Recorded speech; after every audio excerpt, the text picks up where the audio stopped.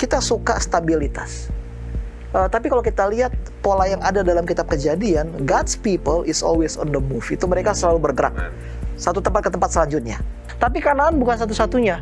Jadi seperti Kanaan waktu itu belum Tuhan rencanakan, tapi ternyata Mesir lah negara kerajaan adik kuasa di situ dan ditempatkan di Goshen. Dan habis itu di sana Yakub dan juga Yusuf. Jadi ini penting perjalanan iman, bahwa kita fokus kepada Tuhan ya, bukan berkat yang Dia kasih kepada kita. Lagi banget. Jadi dinamika itu selalu ada. Kenapa harus kembali ke Mesir? Itu pertanyaan yang menurut saya itu.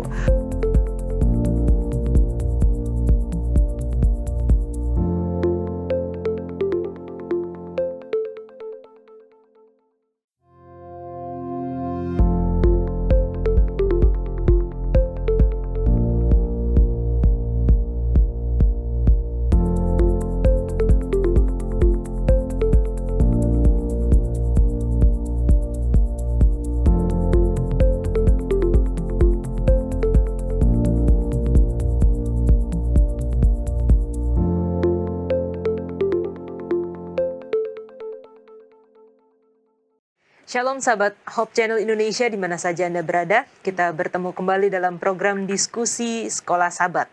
Tanpa terasa kita sudah berada di pertengahan tahun 2022, karena kita sudah di pelajaran terakhir atau pelajaran 13 dari triwulan kedua, yaitu sepanjang triwulan ini kita membahas mengenai kitab Kejadian.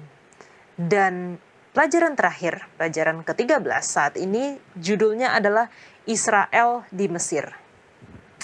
Jadi bagi teman-teman, sahabat-sahabat yang ingin mereview kembali pelajaran kitab Kejadian sepanjang triwulan atau 3 bulan yang telah berlalu, Anda bisa mengunjungi YouTube channel Hope Channel Indonesia dan masuk di channel Diskusi Sekolah Sabat. Di situ tertera video-video pelajaran kita mulai dari pelajaran pertama, dan jika Anda ingin untuk memiliki buku pelajaran Sekolah Sabat, Anda dapat menghubungi nomor call center Hope Channel Indonesia dan kami akan mengirimkan kepada Anda secara gratis. Baik, di sini sudah hadir sahabat-sahabat yang akan menemani kita berdiskusi. Ada Saudara Engel, Shalom. Shalom. Ada BJ, Shalom BJ. Shalom Yola, Shalom Mirsa. Ada Pendeta Yosep, Shalom Pendeta Shalom. Yosep, dan juga Pendeta John. Shalom Kayola. Shalom. Shalom semuanya. Oke, kalau kita bicara mengenai Israel di Mesir nih, mungkin pertanyaannya pertama, pernah merantau yang lama itu kemana? Thank you Yola. Kalau saya dari 2003, setelah tamat SMP dari Indonesia, saya pergi ke Filipina. Sampai 2010 saya balik. Karena saya SMA di sana, high school, dan juga kuliah, dan juga sambil mencari kerja. Total 7 tahun. 7 tahun. 7 tahun, cukup lama waktu itu. Ada pengalaman menarik di negeri orang? Sangat menarik ya, di kultur baru, di tempat baru, banyak hal-hal yang baru. Tapi yang sangat menarik adalah perbedaan dari Indonesia dan Filipina ini. Kalau Indonesia kan lebih kepo ya, tapi kepo maksudnya ada positifnya ya, maksudnya lebih care gitu. Kalau di sana tuh cuek, lebih seperti budaya mungkin Amerika ya, jadi hidup saya, hidup Anda. Jadi ada pertanyaan sensitif yang ditanyakan untuk kepada orang Filipina adalah where are you going? Jangan tanya kemana mereka pergi, itu adalah urusan mereka, itu privacy. Jadi jangan, itu yang menarik perbedaan dua. Oh, oke. Kayaknya Adjustment senang ya, deh tinggal betul. di situ. Kayaknya senang juga tinggal di situ. ada kesenangan ada sendiri. Nggak ada poin. Betul. Oke, Engel? Kalau dari saya pribadi, dari SMP saya udah merantau ya. Ya tinggal sekolahnya juga di asrama.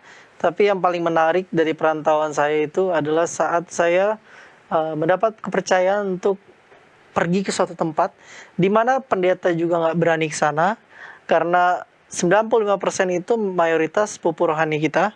Lalu 5% itu campur-campur tapi tidak ada Advent di sana. Dan akhirnya disitulah pertama kali saya bersama partner saya membuka ladang.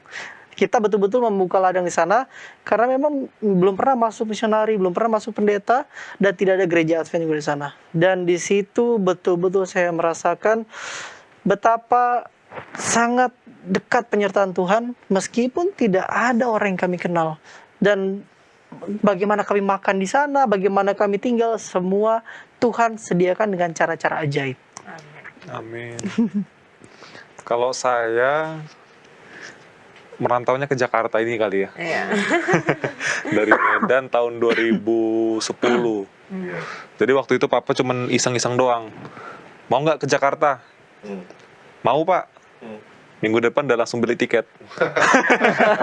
Pindah ya, bukan cuma jalan-jalan ya. Kita tahunya cuma jalan-jalan. Oh, banyak banget. Akhirnya pindah kan. Loh, nggak pulang-pulang lagi nih. Kayak gitu. Ya karena orang tua nggak tahu lah ya urusan kantor dan lain sebagainya, ya dia yang tahu, belum cerita ke kita anak-anak. Kita tahunya jalan-jalan. Ternyata sampai di sini udah tahun 2022 ini. 12 tahun berarti. Oke, thank you. Master John? Ya, gue di Filipina agak lama ya, dari tahun 2005 sampai 2018 atau 17 gitu, gue lupa. Tapi itu nggak semenantang kayak pengalaman mereka sih, yang kayak benar-benar pisah dari orang tua dan kemudian harus berjuang dengan kemampuan mereka sendiri. Itu kayak berbeda banget. Jadi gue masih bergantung sama orang tua, masih bisa minta bantu kalau ada apa-apa. Jadi satu-satunya saat ketika gue benar-benar nggak bisa apa-apa hanya sendirian waktu gue melayani di Sumatera Utara. Waktu saya melayani di Sumatera Utara dan juga di Jakarta, itu yang sendiri, benar-benar sendiri merantau. Oke, kalau sekarang udah berdua ya? Udah berdua. Oh, bertiga. Berempat nih sama kita. Berlima. Berenam Oke. sekaligus. Jangan kemana-mana karena kita akan lanjutkan diskusi kita setelah yang satu ini.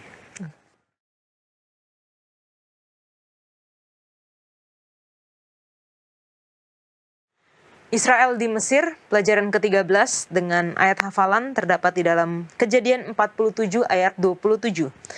Maka diamlah Israel di tanah Mesir, di tanah Goshen, dan mereka menjadi penduduk di situ. Mereka beranak cucu dan sangat bertambah banyak. Pendeta Yosef bisa pimpin kita dalam doa. Mari kita bersatu dalam doa. Tuhan Allah Bapa yang bertahta di kerajaan surga, puji syukur kami panjatkan kehadirat-Mu Tuhan, karena Engkau begitu baik kepada kami. Sehingga Engkau telah menyediakan waktu untuk kami dapat berdiskusi Sekolah Sahabat melalui program acara Hope Channel Indonesia. Biarlah apa yang kami diskusikan itu menjadi pelita bagi kaki kami, khususnya bagi pemirsa yang ada di tempat mereka masing-masing. Terima kasih Tuhan telah mendengarkan doa ini, dalam nama Yesus kami berdoa. Amin. Amin. Oke, pelajaran kita pada pekan ini itu sebagai penutup dari kitab Kejadian ya, di mana pada akhirnya Yakub datang ke Mesir bertemu dengan anaknya yang sudah lama sekali terpisah dan membawa seluruh keluarga menetap di sana, dan akhirnya bangsa Israel itu menjadi satu bangsa yang besar karena mereka beranak cucu sangat bertambah banyak menjadi satu bangsa gitu di perantauan di Mesir. Nah, kalau dari teman-teman sendiri dulu, apa sih pelajaran pekan ini tentang apa? Thank you ya. Kalau saya melihat ada similarities ya dengan Yakub dengan Abraham, ya, yang adalah eyangnya ataupun opungnya ya, bahwa mereka pergi dari suatu tempat nyaman mereka, comfort zone mereka, ke sebuah tempat yang tidak mereka familiar begitu ya. Dan ini menarik karena menurut saya kadang-kadang kita, dan dia tahu ini untuk kebaikan karena mereka tahu ini akan ada masa kekeringan atau masa mereka di mana mereka tidak mempunyai makanan, kelaparan. Jadi mereka harus meninggalkan semua yang enak mereka telah dapati di tempat mereka sekarang, pindah ke tempat yang baru untuk mendapatkan sesuatu yang lebih baik.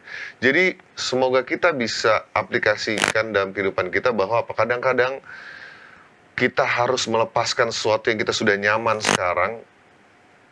Walaupun kita tahu itu sulit, tapi jika kita imani dalam Tuhan, sebenarnya Tuhan sudah sediakan tempat yang lebih baik untuk kita pergi di sana, supaya kita bisa dijauhkan dari segala kejahatan ataupun hal yang tidak baik sebenarnya sedang datang kepada kita. Oh, dari aku melihatnya, ini di mana bangsa belum bangsa banget ya. Tapi bagaimana Yakub si Israel ini sendiri, dia harus berpindah dari Kanaan ke Mesir, tapi di sana juga memang belum menetap. Nah, ini menjadi pertanyaan besar sebenarnya. Katanya Kanaan itu yang akan jadi tanah perjanjian, kenapa harus keluar lagi gitu kan? Nah, adalah cerita-cerita di situ sampai akhirnya mereka di sana, ada maksud Tuhan juga di sana. Meskipun banyak scholar juga masih perdebatkan hal itu ya, tapi kita fokus pada Alkitab yang kita baca, dan akhirnya sampai terakhir Yakub memberkati anak-anaknya sebelum akhirnya dia akan mengembuskan nafas terakhirnya ya. Nah, disitulah sebenarnya ada beberapa kejanggalan juga yang akan kita mungkin bahas-bahas sama-sama. Kenapa sampai akhirnya Yakub memberkati yang dimana seharusnya anaknya, tapi malah cucunya yang diberkati. Itu jadi pertanyaan juga ya. Ya kira-kira begitu sih. Oke, thank you. Kalau dari saya pribadi ya, saya mau tanya, berapa banyak dari kita di sini yang suka pindah? Ada nggak? Pindah rumah dari satu tempat ke tempat lainnya. Saya suka. Lu suka ya, karena kan lu anak pendeta kan, berkumpul anak pendeta kan, yang terus pindah-pindah. Ya mungkin bagi kita udah biasa bro pindah-pindah. Itu udah jadi kayak hobi kayaknya. Kalau dalam tempo 10 tahun tuh nggak pindah sih kayak gimana, kok kayak ada yang kurang 2 gitu. tahun udah Tapi gatal kalau kaki ya. udah pasti kayak udah gatel tuh kaki pengen pindah. Tapi kalau orang-orang kayak Bang BJ ya, yang udah punya rumah kan, kita suka stabilitas. Tapi kalau kita lihat pola yang ada dalam kitab Kejadian, God's people is always on the move. Itu mereka selalu bergerak satu tempat ke tempat selanjutnya. Ya, saya nggak bilang ya bahwa stabilitas itu adalah hal yang harus kita hindari, bukan. Tapi sebagai umat-umat Allah, kita tidak bisa terpaku di satu tempat saja. Itu tidak bisa. Mudah bagi kita berkata demikian kalau kita tinggal di Medan, oke? Apalagi kalau kita berbicara harus pindah ke Jakarta, itu beda. Tapi kalau bagi orang Jakarta punya pikiran kita harus bergerak, itu Waduh, sulit ya. sulit. So, gimana? Oke. Itu kalau dari gua sih, dari saya, sorry. Bagus juga yang dibilang Pendeta Yohanes ya. Ibu kota mau pindah. Ini udah Pindah juga gitu. Mau pindah atau enggak? isu-isunya kan baru muncul beberapa tahun yang lalu sebelum presiden kita tentukan. Udah banyak sekali opini-opini, oh janganlah, ngapain ke sana, begini begitu kan. Saya melihat walaupun terlepas dari karena Yusuf dijual gitu ya. Saat mereka merantau ke Mesir, keluarganya Yakub ini, atau Yakub kan diganti nama jadi Israel ya. Orang-orang Israel ini sangat suportif satu sama lain. Kalau dalam bahasa Bataknya, songon suhat dirobeani, kan ada lagu kan itu ya. Mama saya selalu kalau diputar lagu itu, Anakuna Burju, mungkin pernah dengar. Tahu apa artinya Yosef? Tahu, Mak.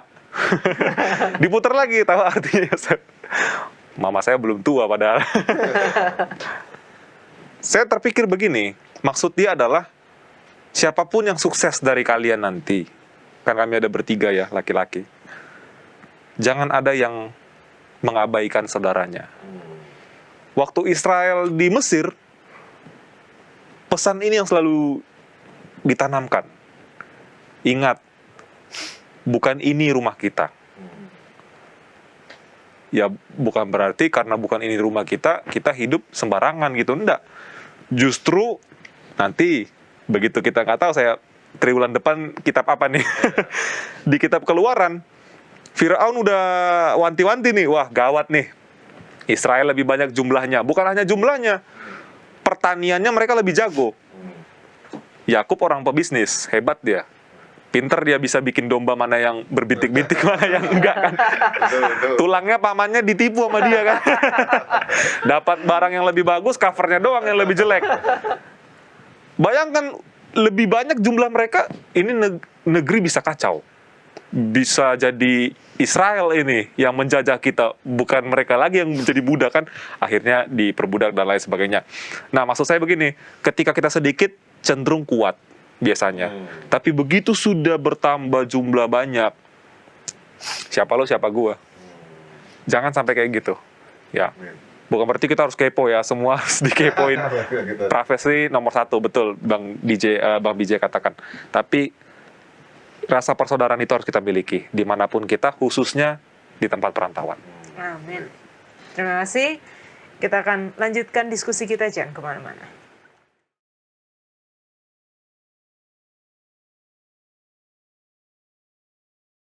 Kita kembali lagi dan kita lanjutkan diskusi kita. Tadi sudah sempat disebutkan bahwa sebenarnya Yakub atau Israel itu sudah berada di tanah perjanjian.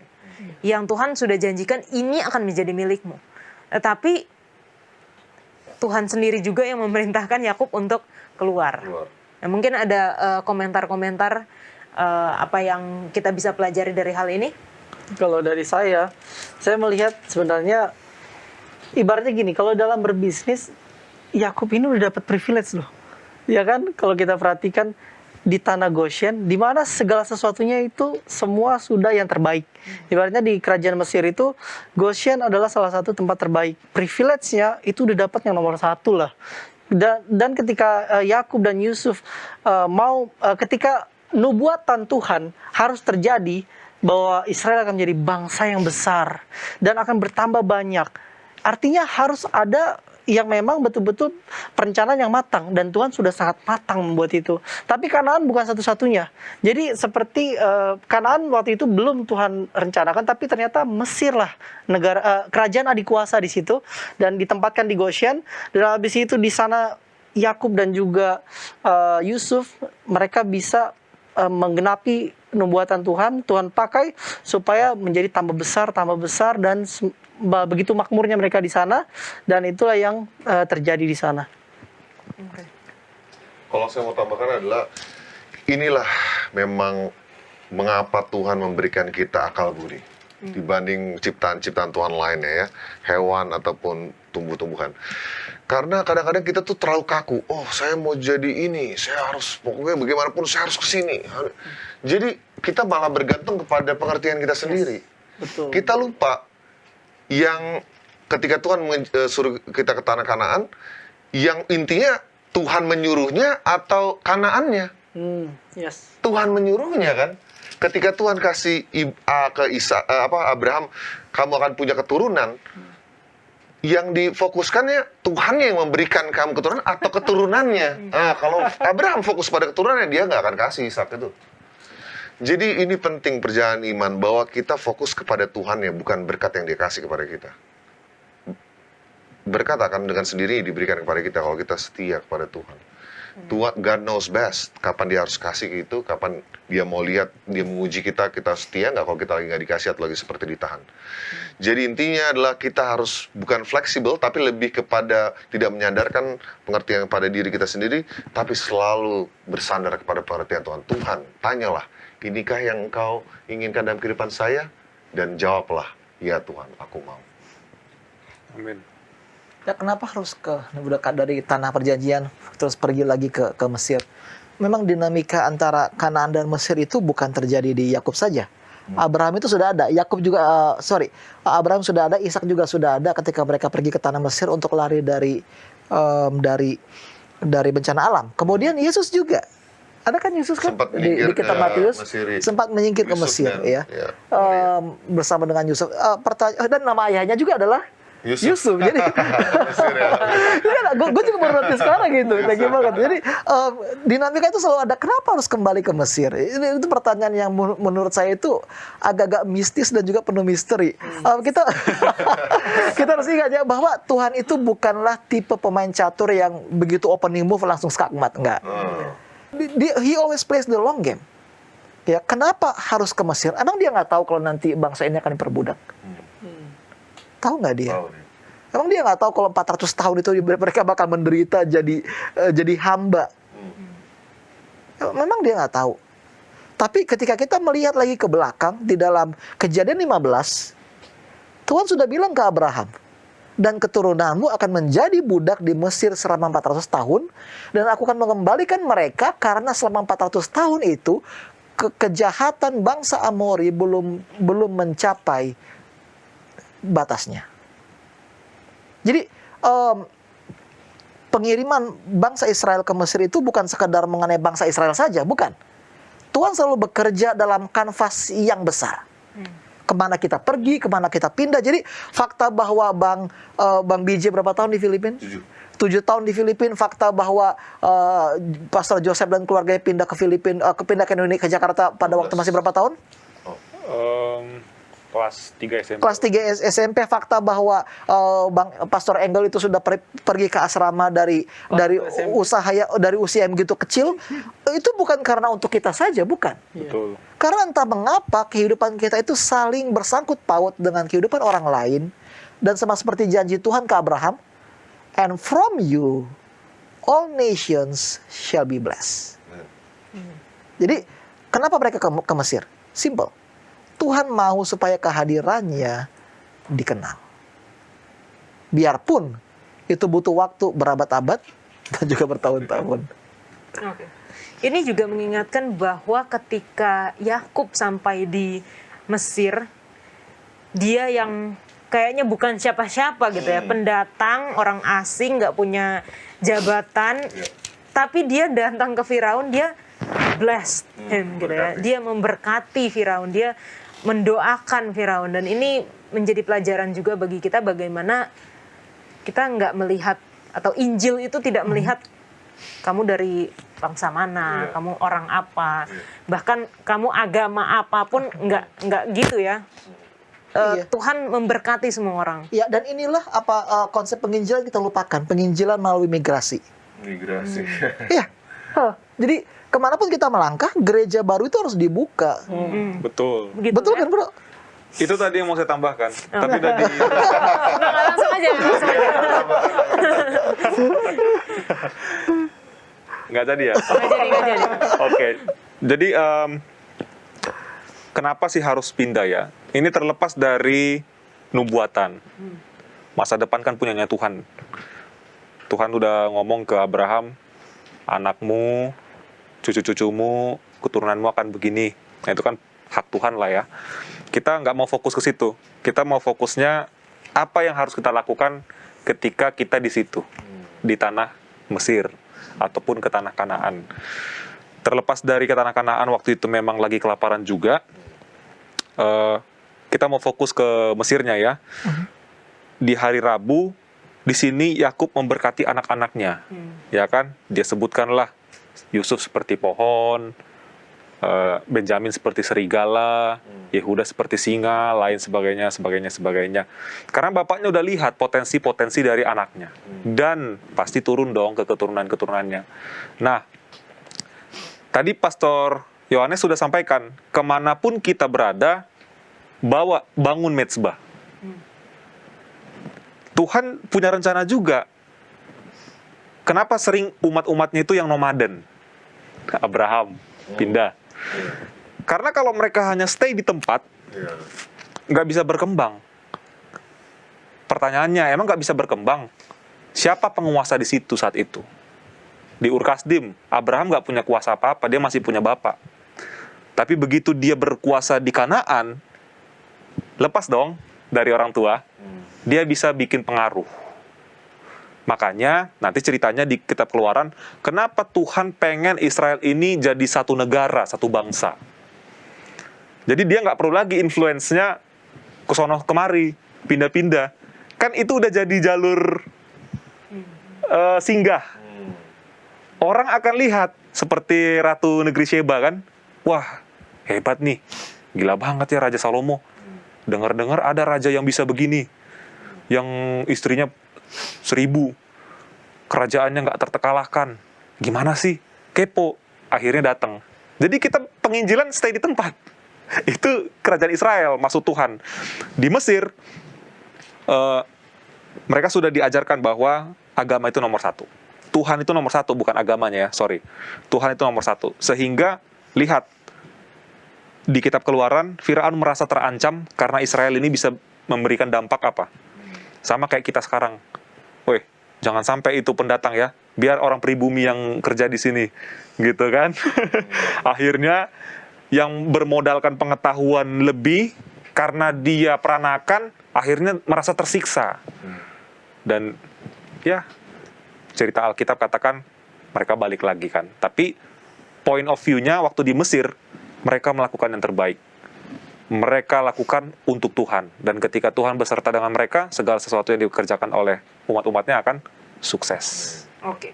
Nah, tadi sudah sempat dimention juga bagaimana Yakub memberkati anak-anaknya. Dan ini berhubungan sangat erat dengan nubuatan. dan janji Tuhan kepada Abraham, dari keturunanmu lah semua bangsa akan diberkati. Mungkin Engel bisa beri tanggapan. Terima kasih. Kalau dari aku perhatikan ya, ternyata ketika akhirnya Efraim dan juga Manasye diberkati juga sama Yakub, itu kan sebenarnya menyimpang ya, karena itu kan cucu, harusnya anak dong. Dan yang lucunya lagi, Efraim sama Manasye itu sudah diatur mana yang akan mendapat berkat kesulungan. Sudah diatur sama Yakub tuh, cucunya jadi anak, dan anak itu di antara kedua ini dia yang pilih. Dan cucunya nggak tahu apa-apa ya. iya, cucu nggak tahu apa-apa, masih kecil kan, nggak tahu apa-apa. Tapi dia itu bukan melawan perintah Tuhan, karena memang Yakub itu dia seperti yang pernah Pastor John sampaikan, Yakub sudah berada di kondisi imannya itu adalah dia betul-betul berserah sama Tuhan. Dia tidak lagi seperti dulu yang terlalu khawatir. Ya itu kan bentuk kelainan psikologi dia. Nah, tapi dia akhirnya sudah betul-betul percaya kepada Tuhan, dan akhirnya ada hal-hal yang kita nggak bisa jelaskan karena tidak tuliskan Alkitab, tapi itu udah hubungan dia dengan Tuhan. Kita nggak bisa intervensi itu, karena dia punya hak untuk mengatur bagaimana nanti jadinya seperti apa sesuai dengan apa yang Tuhan sudah perintahkan ke dia. Nah, itulah yang terjadi sama dia, dan akhirnya kita baru mengerti di kitab-kitab selanjutnya, ternyata Israel itu memang menjadi besar. Efraim menjadi kerajaan Israel juga yang besar. Dan ternyata bukan hanya dari Yehuda. Dari keturunan Israel itu dari keturunan Efraim dan juga keturunan Yehuda. Tapi bedanya, plot twistnya, Yehuda dan Tamar lah. Disitulah keturunan nubuatan mesianik. Tapi nubuatan Israel itu ketika akan menjadi besar, bukan hanya di Yehuda dan Tamar. Jadi kerajaan Israel udah ada yang utara, ada juga yang selatan. Nah, di kerajaan utara inilah Efraim juga menjadi besar, Yehuda juga menjadi besar. Hanya sayangnya, yang disayangkan ke depannya adalah ketika kita sudah mempelajari tentang Efraim ini, akhir-akhirnya ketika tidak mengikuti apa yang Tuhan rencanakan dari awal, ya kita kehilangan juga. Akhirnya lenyaplah Efraim itu sampai sekarang. Saya punya ide, tapi waktu kita Oke. sepertinya Idenya nanti tidak ditahan mengizinkan. dulu, ya kan? Karena kita harus mempersilahkan yang mau lewat ini dulu.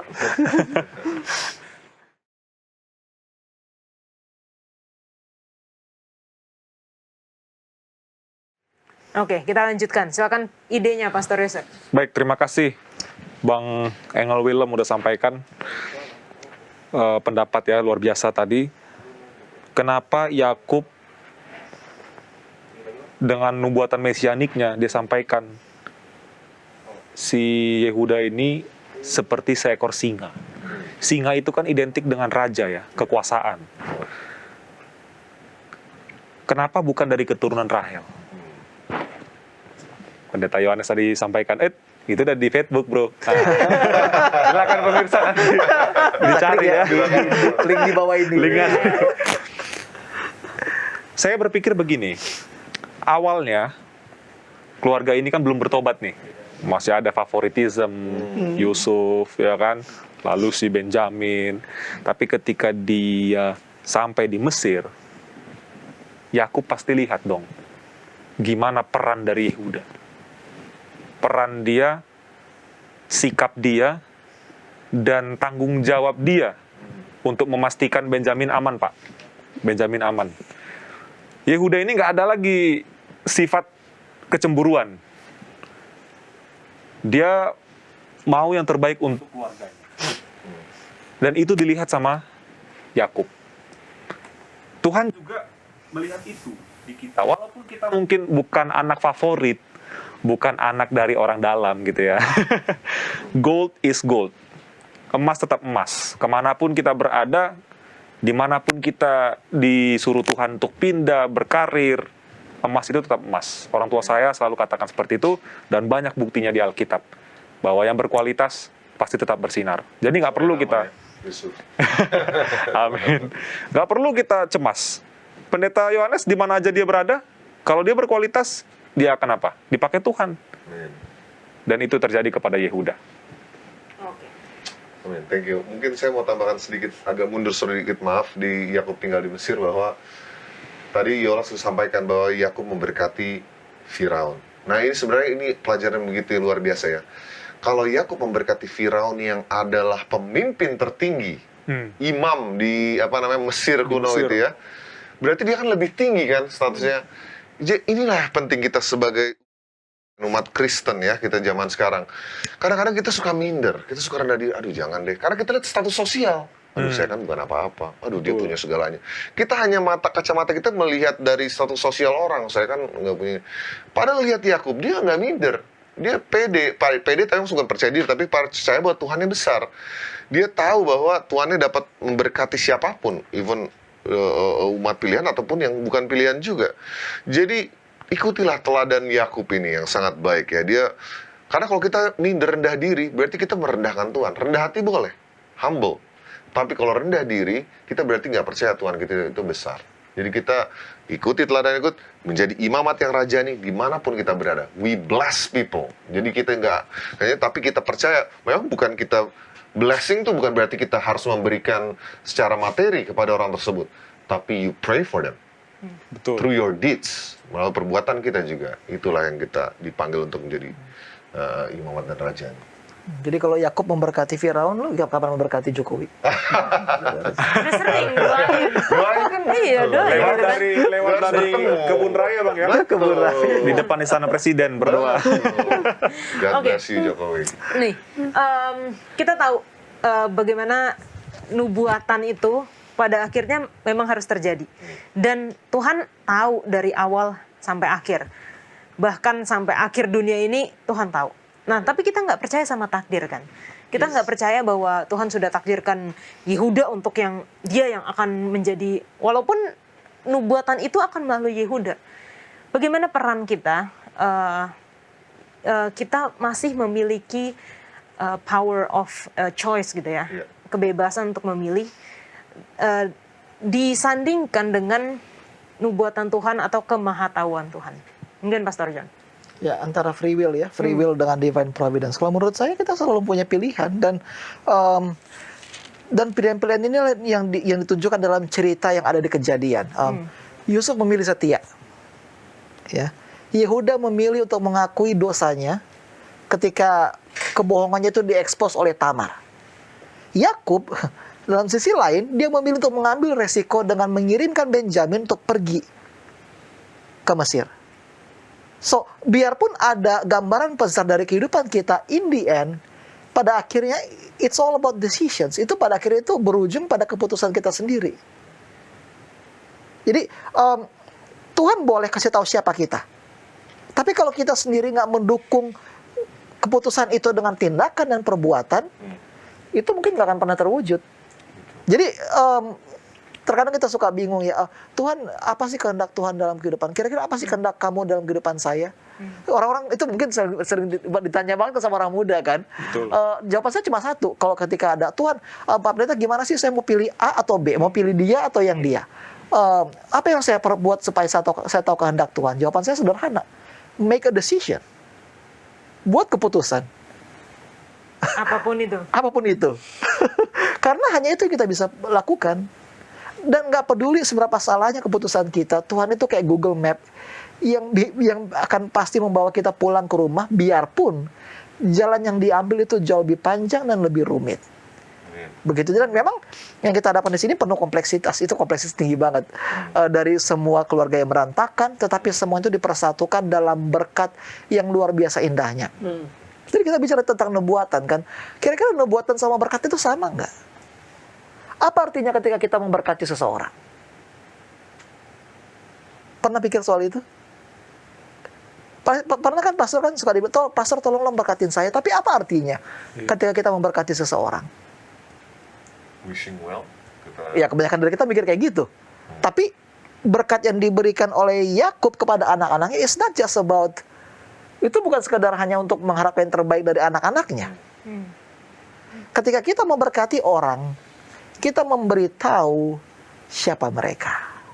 Jadi itu adalah validasi dari kepribadian mereka. Contohnya, berkat kepada Ruben. Ruben, engkaulah anak sulungku, kekuatanku dan permulaan kegagahanku. Engkaulah yang terutama dalam keluhuran, yang terutama dalam kesanggupan. Engkau yang membual sebagai air, tidak lagi yang terutama. Waktu itu engkau telah melanggar kesuciannya, dia telah menaiki petiduranku. That's blessing. Barbar gak sih? Itu dosa-dosanya juga ya. Tapi itulah arti untuk memberkati. We validate Hudea. Kalau zaman sekarang udah trending di Twitter itu. Itu udah trending banget. Oke. Dan itulah kita sering berpikir, oh kita sebagai pendeta kita harus memberkati orang-orang dengan mengharapkan yang terbaik. Tapi that's not a blessing.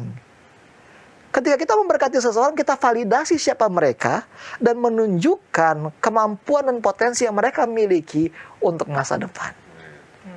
Spesifik banget. Itu makanya ketika masuk ke dalam Yehuda, seperti anak singa setelah menerkam dia naik lagi ke tempat yang lebih tinggi. Tapi ayat 8 juga Yehuda, engkau akan dipuji oleh saudara-saudaramu. Oke, jadi memang dari awal tadi gue bilang ya, tadi Pastor Joseph udah bilang bahwa mungkin ada kemampuan kepemimpinan yang dia miliki. Tapi menurut gue itu bukan sekedar kemampuan kepemimpinan. Oke, ini memang udah agak panjang gue, sorry.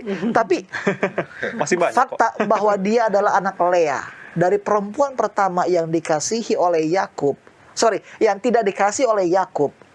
Tetapi pada akhirnya dengan siapa Yakub dikubur? Rahel atau Lea? Lea. Oke. Dari awal itu memang yang Tuhan kasih, memang Tuhan mengasihi Rahel. Tapi kasih yang dia miliki itu disimpan untuk seorang perempuan yang tidak pernah dicintai oleh suaminya.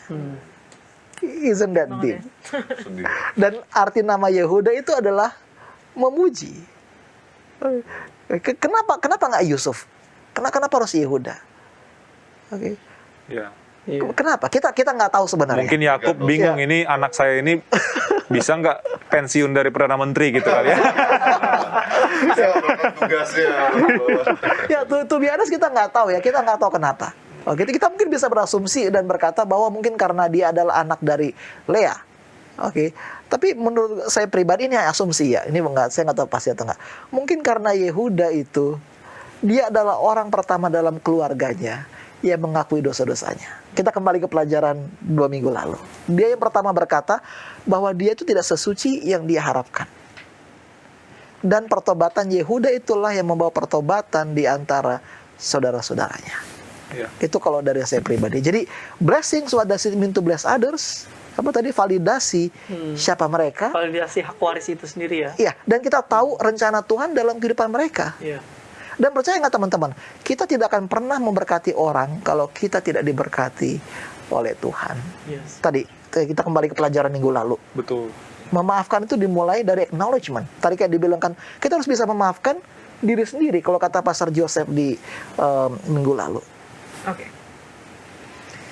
Ada satu yang kita perlu bahas juga, yaitu mengenai harapan mengenai tanah perjanjian.